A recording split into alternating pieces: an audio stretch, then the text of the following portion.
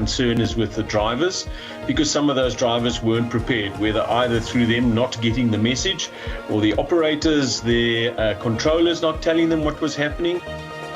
Abafuyi bayalila ngegabhoko bona ichiye umonakalo omkhulu efuyweni. Di-certificate tsa bana di tshile, dibuka tsa bana di tshile, uniform ya bana ba dula mona ba kena sekolo. Ntho nngwe le nngwe nna ke setse ka diaparo tse ke di apereng fela. Abanye abanawo ama-account la basave imali zabo phakathi ezindlini uze umuntu athi kusho i-40,000.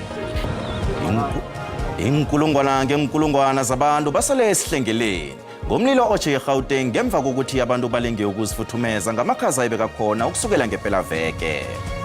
Sihatsha ukusuka emzimkhulu we-SABC e-Auckland Park siza kuwe ngesindebele ku-SABC 1 Lotshani. Ihlangano yamabhizinisi wezokulima nokufuya i-Agricultural Business Chamber of South Africa izokalisa ukuthonyeka ngekoro yezokufuya ngemva kwegabhoko ekhithike ngepelaveke emfundweni ezimbalwa. Ngepelaveke iFree State, iMpumalanga Kapa neKwaZulu Natal zihagalelwe ebujamo obumbi bezulu ngegabhoko eliningi. Behlangano le babawe bona kutshejwe njengomana kuraga ukuhlolwa kobungako bomonakalo. Business wezokulima eSouth Africa ithabukabu kwaziwa kuhle ubungako bomonakalo ekoreni yokufuya kwakhathesi. Lokhu njengobani igabhoko lenziba ngamahluku emfundeni endathu ngepelaveke. Hlangano le ithi ithwenyekile ngekoro le nabalimi abasakhasaka emfundeni ezithindekileko. Ithi lokhu ngombana lobu bujamo obumbi bezulu abukhamisani nabalimi.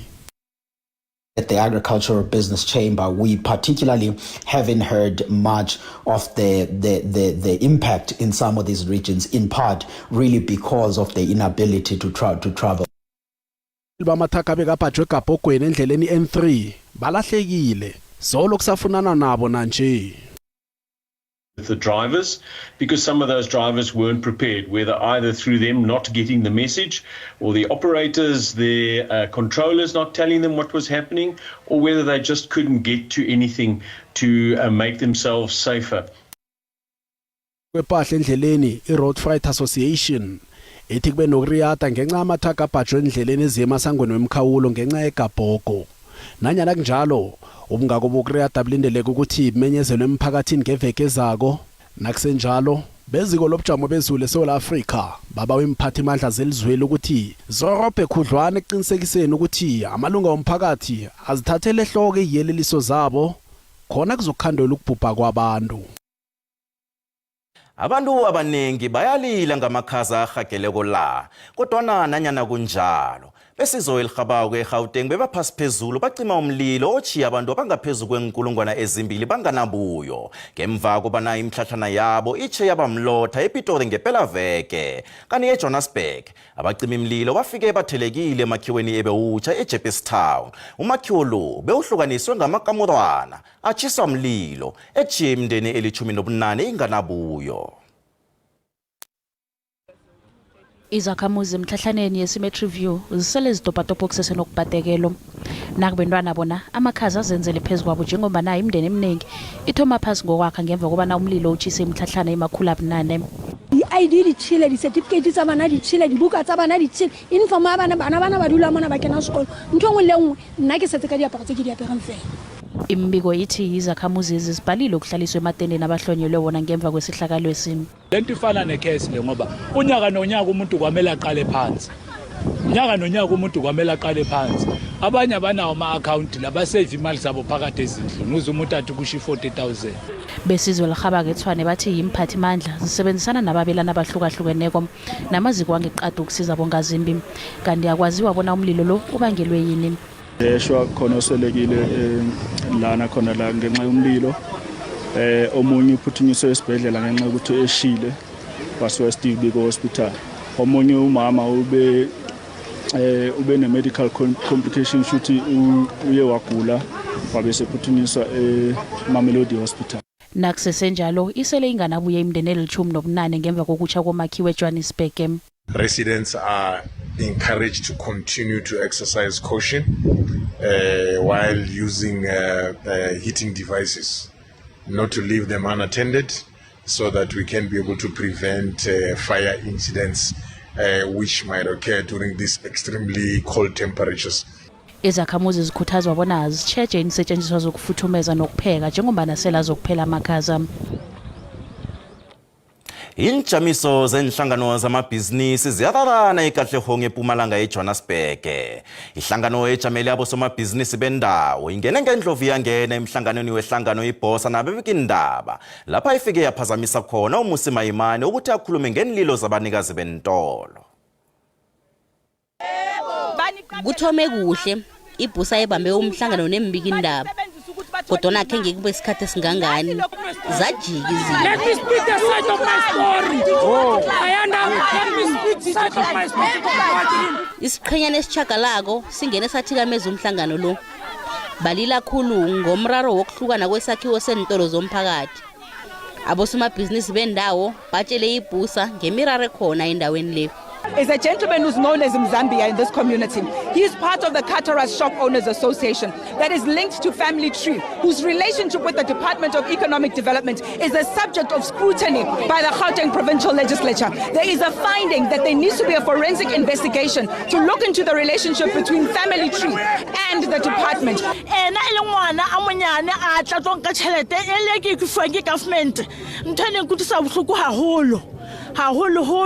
Hobane bona ke batjha ba gona ho iketsetsa jwale o fumana tšhelete ho rona. Kodwa la ilunga lomphakathi elaziwa ngomzambia lithi konke lokhu kumamala. He's telling me that we are doing protection fee. In my life I've never done any crime. I'm not doing any protection fee. Njenganje umholi weBhosa uMusi Mayimane uthi batsho ihlangano yakhe izokuragela phambili nokungenelela kule ndaba ngombana vele yenzelwe ukuchugulula impilo yabantu abaqashazwako. The pain is that when there's corruption involved, it forces people to manipulate South Africans who are hungry, South Africans who are unemployed, South Africans who are now being used as political tools. And I will not be deterred. I will continue to fight that those who are corrupt are locked away, that those who are abusing our people. Here we come in this community. You talk about divisions. You cannot allow for people to be used in the manner that they are being used in. And therefore, I stand firm with the community here. Nakusenjalo ihlangano ejamela abosomabhizinisi bendawo le itbatsho imali ethathwa kubanikazi bentolo le isetshenziselwa ukubhadela umqatho weofisi neminye imisebenzi yeofisi. Ikhotho ephakemeko yeGauteng esePitori iyale iStandard Bank bona isuse ilunga elaxotshwako lehlangano umkhondo wesizwe party uJabulani Khumalo njengomuntu otlikitlako eaccountini yehlangano le. Esahlulelweni esiphume nge-17 kuKhukhulamungu 2024 kuvela bona ihlangano yomkhondo wesizwe party imangalele uKhumalo bona ukhutshwe eaccountini yebhanka ngemva kokuthi uKhumalo athi uvumelekile bona ahlale yakhona njengomuntu otlikitlako. Lokhu kunjengombana umbango obuholi behlangano le uragayi makhotho. Faka isibawo esitshejile isahlulelo sekhotho yezamakhetho eyapha isibawo sakhe sokuraga irekhodi lekomishini yezamakhetho elithi umengameli walokhu uJacob Zuma mholi weMK Party. Kodwa isahlulelo sekhotho ephakemeko sifumene bona isitshijilisi asikamumatha umthelela ekuqotshweni kwakaKhumalo weMK Party ekubeni ngomunye olungele ukutlikitlela ihlangano yeMK Party. Ikhoti ifumene bona iMK Party ivezile bona uKhumalo ngokomthetho akanalungelo lokuklikitla eaccountini yeMK Party. Yingakho ke iMK Party ithumbe icala uKhumalo yena ukateleleke bona abhadele indleko zekhotho. Ezinye zenhlangano zepolitiki eParliament zithi isiphakamiso sokuthi kusulwe isivumelwano sokucatsha amaofisi kwesikhwama sokusekela ngemali abafundi eNSFAS eKapa. Lokho kuzokusiza ukwehlisa indleko zesikhwamisi. Ungqongqotjhe wezefundo ephakemeko uDokotela Nobuhle Nkabane umemezele ukuthi siyaphela isivumelwano sengidigidi zamaranda saqobe inyanga esibhadelwa yiNSFAS. Ukufuduswa kondlunkulu kaNSFAS ukuya kombindi wesixeko saseKapa ujonge emanzini kunxwemekazi iAtlantic bekusoloko kugxekwa ngamanye amaqela ezopolitiko. Ebesithi ukuhlawulwa kwerendi yezigidi ezibini ezinesiqingatha zerandi ngenyanga akufanelekanga ngelixa abanye abafundi besemngciphekweni ukukhutshelwa ngaphandle okanye batyiwa yindlala kuba kungahlawulwa izibonelelo zabo. Doesn't make sense when one NSFAS complains that the administrative budget is too low. Two, we believe that they should use that money that they will save from there. They should use the money to capacitate themselves even more. Iqela le-DA lithi akukho qumrhu likarhulumente ebekufanele ukuba lonwabela ukuhlawula inkuntyula yemali yerente. Kudala sacela ene kungona ngoku basivayo ubana iyavakala lento ekade siyithetha siyi-DA, so siyavuya ubana i-participation yethu kwi-GNU izawusinika ii-results ezisisifunayo, ii-results ezibeka ii-students at the center of all decisions ezithathayo. CDP lithe sisivumelwano masingapheliswa nje, koko makuphandwe ngokuphunyezwa kokufuduswa kwezi ofisi ukuya kumbindi wesixeko. Amanye amaqela ezopolitiko athi ukupheliswa kwesi sivumelwano okucetywayo kuza kunceda ukulungisa ulawulo lugwenxa lweliqumrhu xa kujongwe imfuno zabafundi. Ndingululama Matya weendaba ze-SABC eParlamente eKapa. Nasibuya entolo. Stress causes inflammation, and then you start getting, you start packing on the weight. All the intra-abdominal fat that affects your chest cavity. Izazi zithi ubuthongo buyafuneka emntwini. Na ungalali kuhle, uba mumbi, ube nesicasucasu, engqondo ingasebenza kuhle.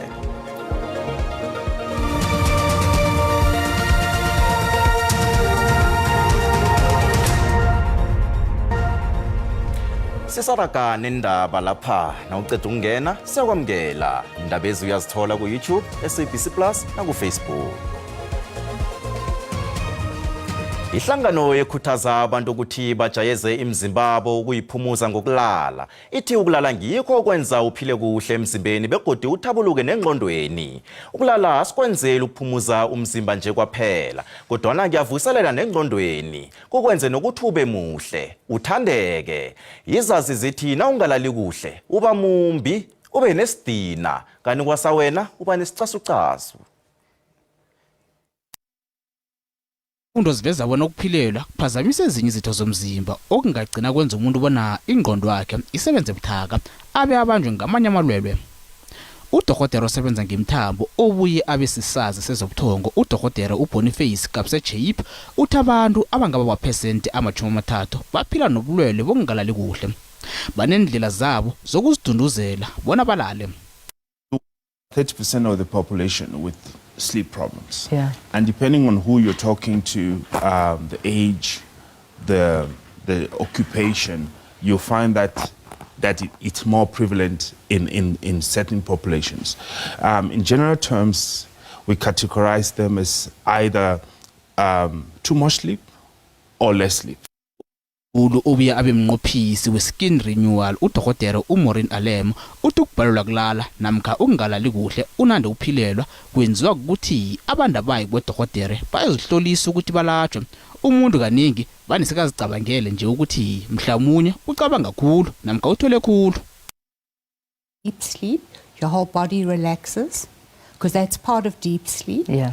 And that's when your immune system kicks in, your memory updates that, and in REM sleep, your hormones balance. So many things happen in deep.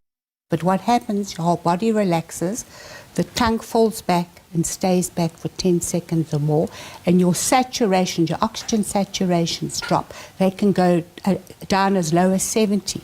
And then all of a sudden your body wakes you up, and then then you breathe again. So either you snort or something happens, and and it breaks that yes, sleep. So that breaks that deep sleep cycle. Then you got to start again. So you're not getting adequate deep sleep. Ekhasini lethu leFacebook siba umbono wakho mbukeli ngokuqhakatheka kokulala ngokwaneleko, ngoba izazi zithi na ungalala ngokwaneleko uba mumbi begodi ulumaza umkhumbulo. Asicele umbono wakho mbukeli uyalandela.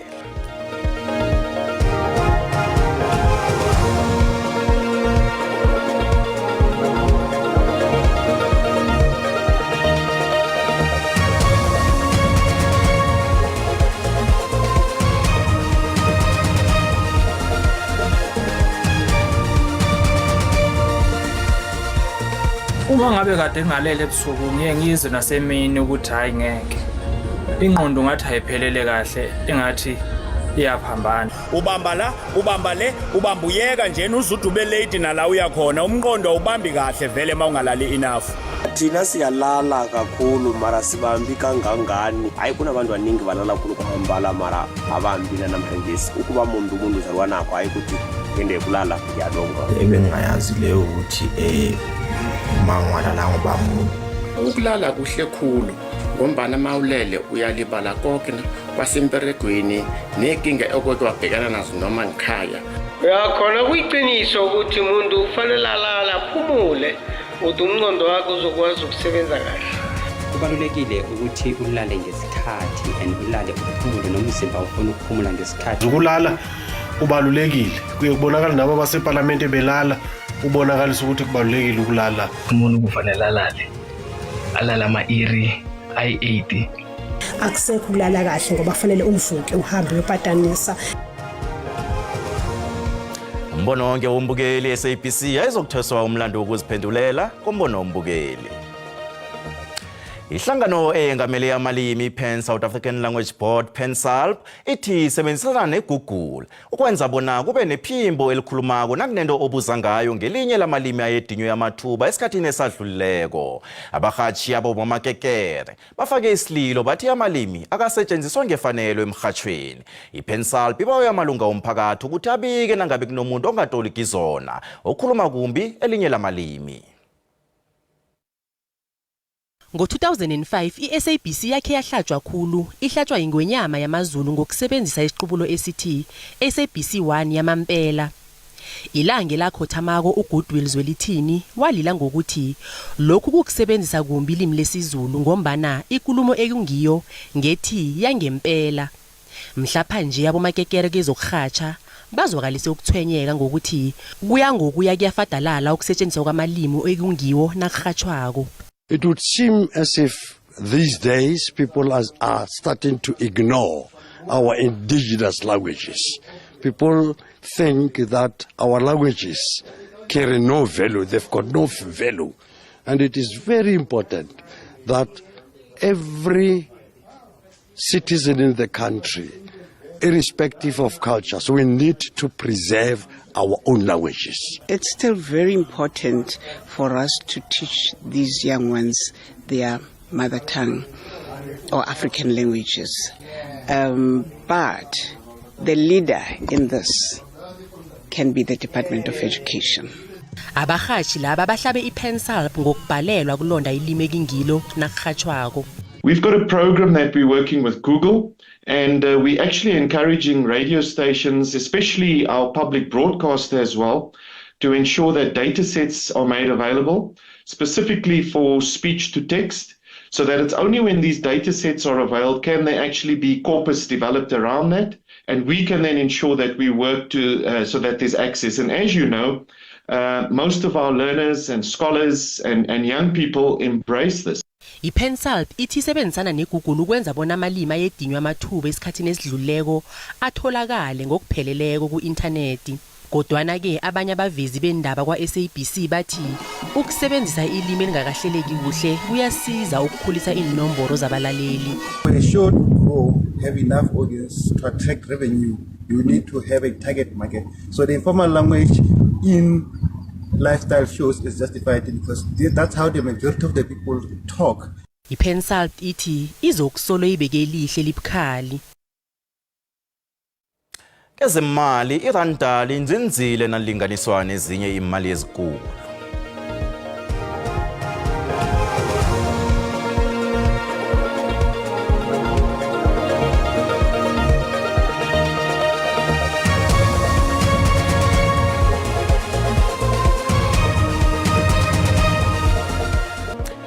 Sanamhlanje indaba ziphelela lapha, zikhona ke ngelimi leSiswati kusasa. Lokho kwangini.